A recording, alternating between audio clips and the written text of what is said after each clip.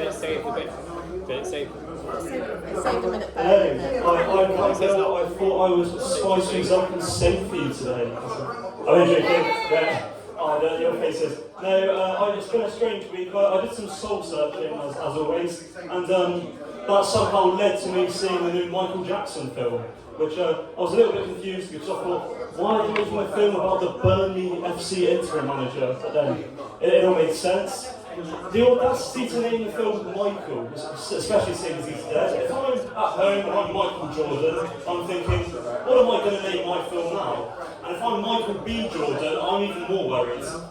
It's a good film about Michael Jackson, it's quite tame. It's good for the casual viewer. If you're the kind of guy like me who reads his Wikipedia at 1 AM, you realise they've missed out a lot of key facts. Something that did disappoint me, they left something up. In his world tour in 1988 for the tour band, he performed in Milton Keynes, which I'm disappointed didn't get a mention. Just because the album's named Bad Michael doesn't mean the venues have to be. Another bit they missed out was the time Michael Jackson visited Exeter City's football ground in 2002. Surprised nobody's booed for Exeter City. I can just imagine Michael watching the game. Michael, what's the score? It's 3-0. It's a 3-0! Christ, that's how you test the microphone. I can imagine if you gave the team talk as well. Come on lads, don't stop cheating! I do think one of the biggest elephants in the room about the film is, so there's a huge bit about the Jackson 5, but there's only 3 of the siblings. They've left out Randy Jackson, which I originally thought that was part of the plot, maybe like a Saving Private Ryan kind of thing, saving Randy Jackson. I even stayed for the credits, hoping there was a post-credit scene announcing Randy Jackson will be back in Michael Jackson, the sequel. Oh, Christ knows what we call it. I thought I would avoid all the child abuse jokes tonight, mainly because I'd like to perform her again. I'll stay clear of the abuse Michael received from his dad growing up also, but saying that without the belt of Joe Jackson, we would have never had the song beat it. Ooh, that's a risky one. That's a keeper.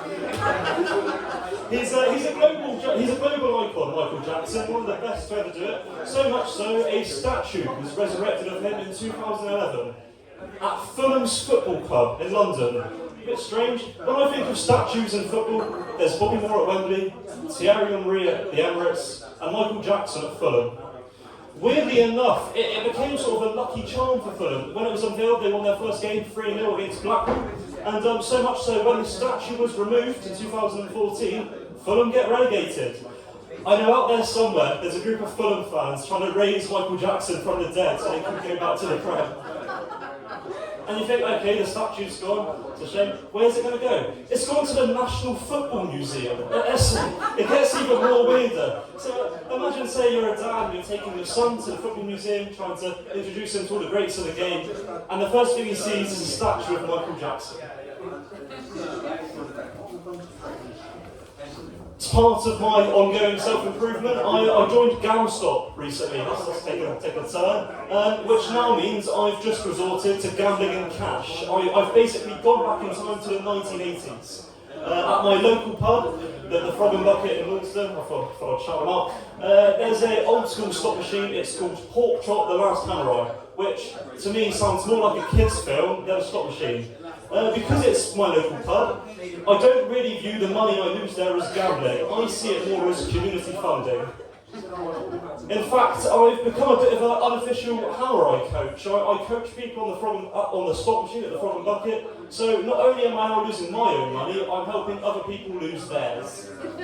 I view myself in the same regards as a pastor or a vicar at church going around with a collection plate, except it's me collecting money for the slot machine at the pub. You can kind of see why I'm on GamStop. I'm not a financial advisor, however, I do know a pig-themed slot machine that's high risk, high reward. It's just like crypto, but it has pig sound effects.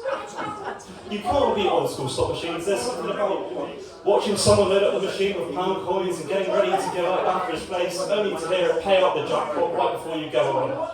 I thought I'd do some market research as well. I found the same sort of machine on eBay for £220, which makes me think, why didn't I buy one in the first place? My ultimate goal is to have one of these in my living room, so I can give something my guests to do if they're bored, and I can make a small profit on my end. Who knows, I can post on LinkedIn about passive income streams. Although I have realised the constant flashing lights of the slot machine might make it look more like less like a home, and more like I'm running an illegal casino out of a semi-detached house, which, I mean, if dentists can run their business out of a home, why can't I run a casino? I had other ideas as well, so I have a mutual agreement with one of my close friends, Ella. If either of us get married, the wedding gift is pork chop and handwrite, which might make the reception a bit more interesting. Saying that, hopefully it's not plugged in during the ceremony, otherwise I think his wife would kill me. It was the Met Gala the other day. Don't worry, I had to Google that even. I asked my mum, but she thought I was on about Gala Bingo on Union Street that closed down. So the Met Gala is all about fashion and showing off. I have no idea what either of those things are. It's weird what classes as fashion these days. There's a lot of trousers without pockets. I don't see much practicality, especially seeing as they cost £5,000. Yet, say you have no pockets to store the receipt. The whole thing, the Met Gala, it really feels like rich people showing off in their own little private club.